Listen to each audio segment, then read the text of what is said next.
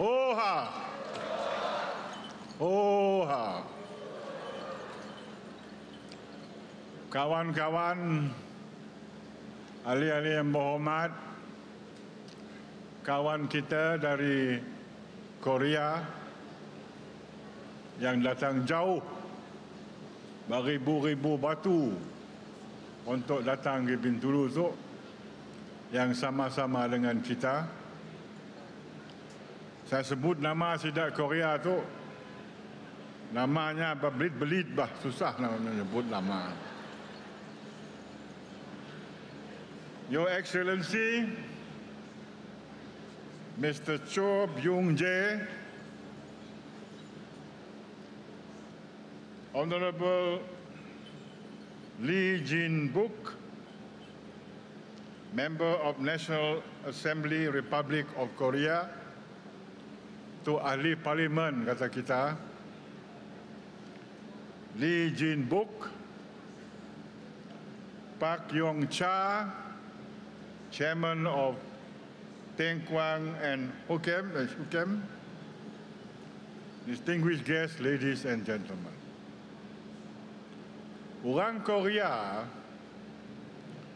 nang jadi kawan kita lama-lama tu. Siapa mula LNG 30 tahun dulu? Orang Korea. No LNG plant no harga berbilion-bilion tahun 80 kah? Orang Korea. Dan mereka mula tu ahead of schedule. Boleh tahan orang Korea tu. Mun disuruh pola jadi no ya. Siapa mula jambatan Pulau Pinang? Jambatan yang habisan panjang di Malaysia tu. Orang Korea juga. Boleh tahan. Belum ada apa-apa sedunia dah siap dulu. Boleh tahan. Jadi no Hukem tu datang situ. Kita memang berharapnya dapat mula dengan cepat, dengan bagus, dengan cara orang Korea. Jadilah projek kita tu. Jadi mayuh kat balai lain jaga orang putih. Jadi aku paksa jaga orang putih je ke. Apa akan nyebut ke itu? Aku harap orang Korea tahu kan jaga aku hari itu.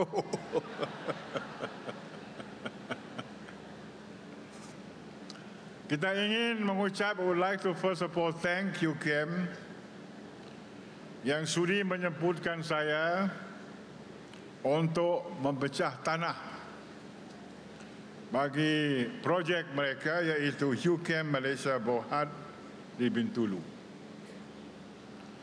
Kita rasa bangga dan gembira kerana ini adalah satu detik sejarah, detik yang bersejarah, historical moment for Sarawak and Hukem. Today in history. Ingat kita hari itu. Projek ini adalah salah satu langkah lagi. Another step towards industrialization. Langkah yang bagus kita dalam perjalanan industrialization negeri Sarawak. Kita si mau hanya mengeluarkan bahan mentah saja. Kita mahu bahan mentah yang dikeluarkan dari negeri kita diproses lagi supaya nilainya lebih tinggi. Yang kata orang putih, added value, tambah nilai. Macam buah pisang bah. Mun kita maulah buah pisang tanduk, sigit pisang tanduk 30 sen ke 50 sen harganya. Tapi mun kita maulah pisang tanduk tu, pola cucur tanduk, cucur pisang, tentu dapat lebih daripada 50 sen. That is the simplest example of adding value to a product. Saya beli pisang tanduk 50 sen. Di pola saya cucu, potong saya 20 ringgit, jual 10 sen sikit. Nak 2 ringgit dapat saya. Modal saya hanya 50 sen kah, RM1 kah. Tapi nilai lebih RM1 lagi saya untung. Yang artinya added value, menambahkan nilai. Jadi kita ada nilai barang, gas di situ. Mau kita jual gas tu mantak-mantak macam ya, boleh lah.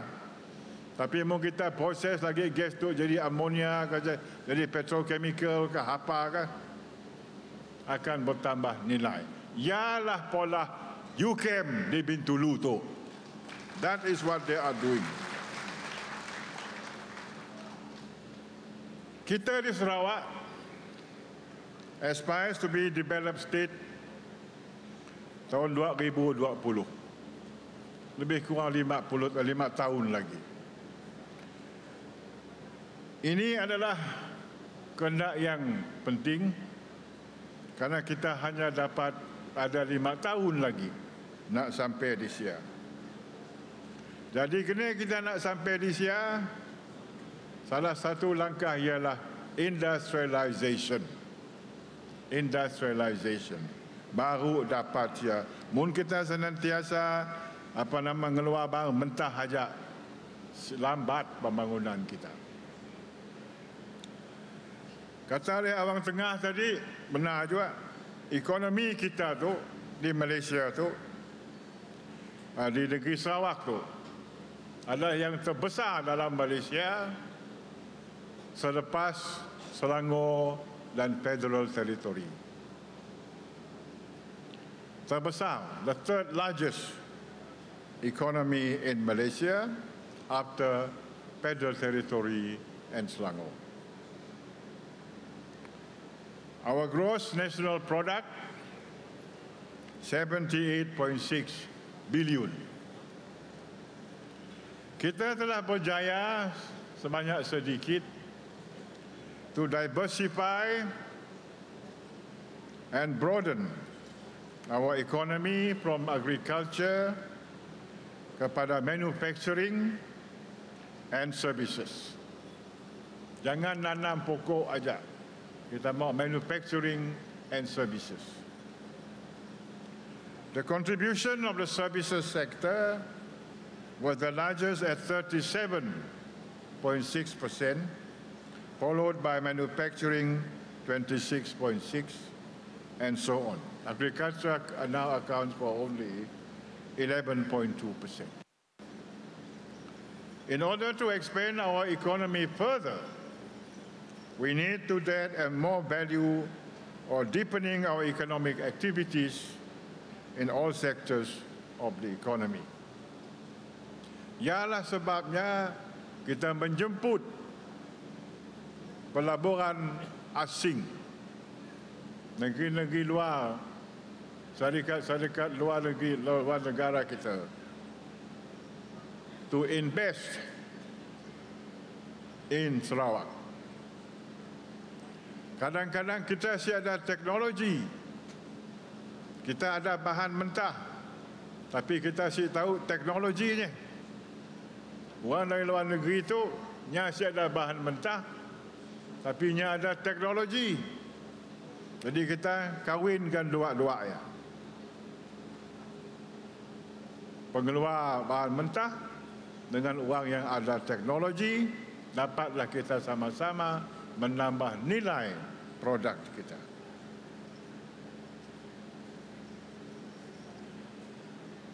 Oil and gas. Tuhan telah bermurah hati memberi kita gas dan minyak begitu banyak berdekatan dengan Bintulu ini. Kita telah dikurniakan oleh Allah Subhanahu wa taala dengan kekayaan itu. Kita mesti pandailah menggunakan kekayaan itu. untuk membawa manfaat yang baik sebanyak-banyaknya untuk kita. Tahun yang lepas, minyak dan gas contributed 44% to the state's economy. Besar, dekat nak setengah. In terms of export receipts, 76%. Of this 76, 55% by LNG and 21 from crude petroleum and petroleum products. We are not contented with the development of oil and gas industry in the state alone. The reason being our oil and gas products are still commodity-based, meant for export. For example, tauladannya, production of LNG, ammonia, and urea, utilizing natural gas as the feedstock for industry. Yang peliknya, the irony is that the value-added activities are done abroad, utilizing our natural resources,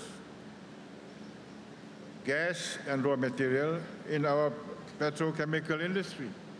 Kita pun ya, bahan mentah ya, tapi diproses di luar negeri. Orang yang si ada gas tu, dia lebih untung daripada kita yang mengeluarkan gas. Si patut, mungkin kita nak nambah nilai, kita mesti di industri, di tempat kita jumpa minyak ya. Ya, baru bagus. You build a power station next to the coal. The power station must go to the coal, not the coal go to the power station. So it must be located, the processing industry that process the raw material must be situated where the raw material is. Barulah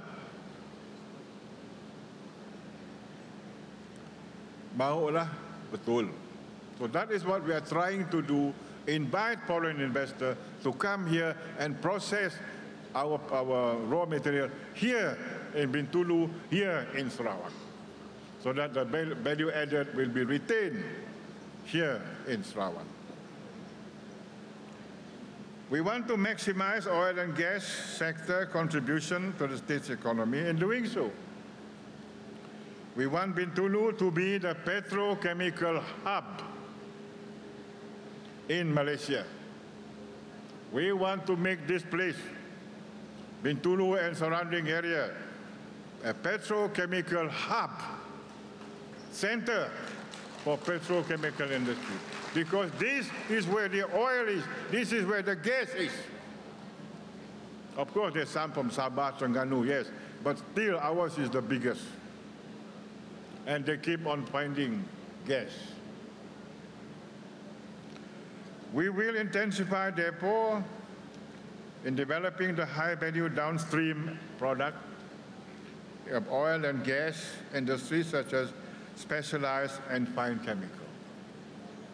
In this regard, we will consider all feasible proposals to establish pro-chemical industries in the state and will facilitate them accordingly. Berkenaan dengan partnering with UCAN for petrochemical project. As part of our industrialization policy, we want to make value-added petrochemical industry as one of the key drivers for the growth of the state's manufacturing sector. We want the petrochemical industry to play a major role in our manufacturing sector. The decision by QChem of South Korea, therefore, to invest in the state is an important step in realizing this objective.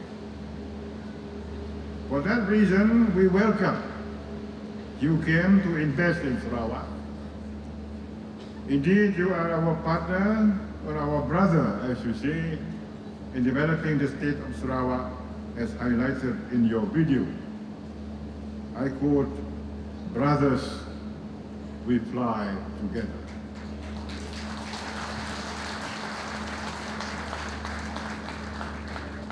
UCAM, of course, was established in 2002 as its origin in the fine chemical business and ammonia production, and now one of the largest players in Korea.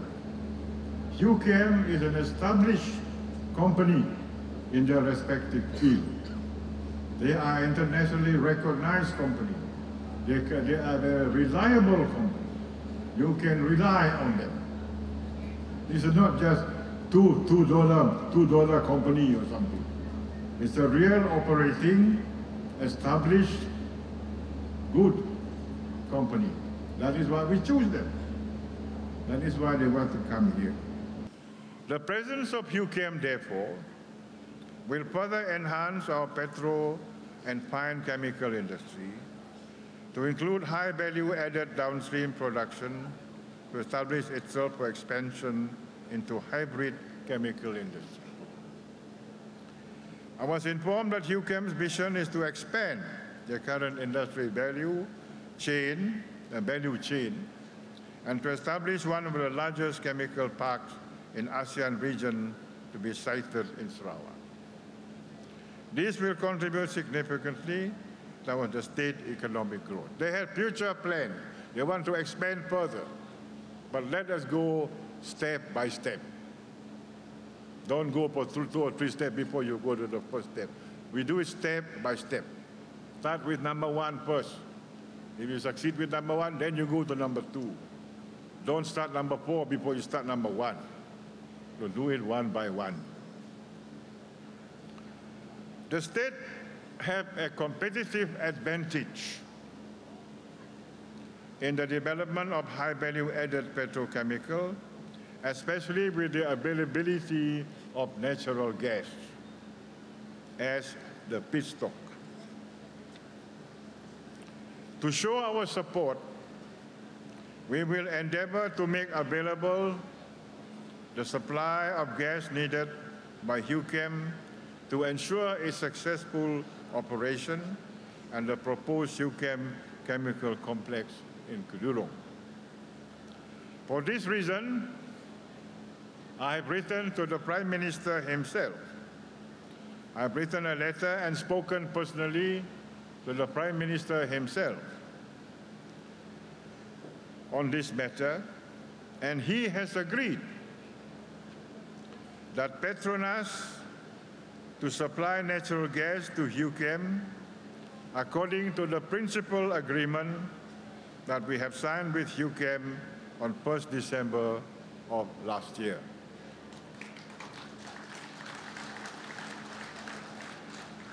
We want Petronas to conclude the master agreement with the state government on the supply of natural gas for both power and non-power sectors, and expedite the signing of the gas supply agreement with UCAM. The signing of the GSA is critical, because UCAM is expected to commence the construction of the plant by August of this year.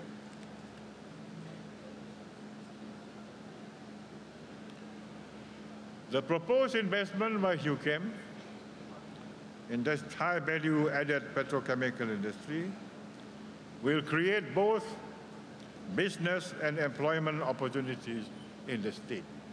When you start an industry, it is like throwing stone on water. It will have the rippling effect, or what economists call the multiplier effect. You start this industry, you will generate other industries, especially the service industry. So that is where it will benefit the local people in providing service industries and employment and specialized services. It is like throwing stone in a pond. Then there will be the rippling effect. The proposed investment, therefore, the private sector and the state will also have the opportunity to participate in whatever business spin-off created by HUCAM. Young and talented Sarawakians will have the opportunity to work in the proposed manufacturing plant and other instances supporting the plant.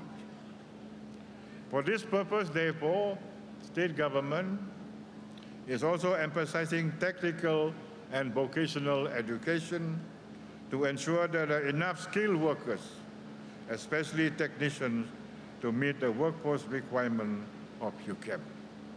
But not just HUCAM, but also the Semalajau area, Bintulu area, need for technically trained workers.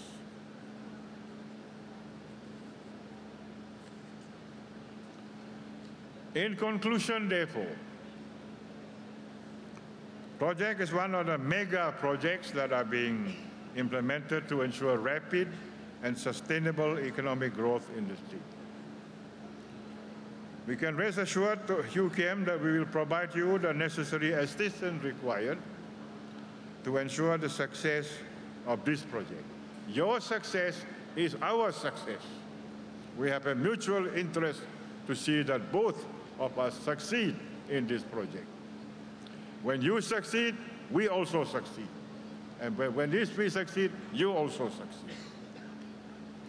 I want to assure HUCAM that we will provide you the necessary assistance required to ensure the success of this project. And with that remark and with that hope, I declare the launching of the groundbreaking ceremony of HUCAM Malaysia project open today. Thank you.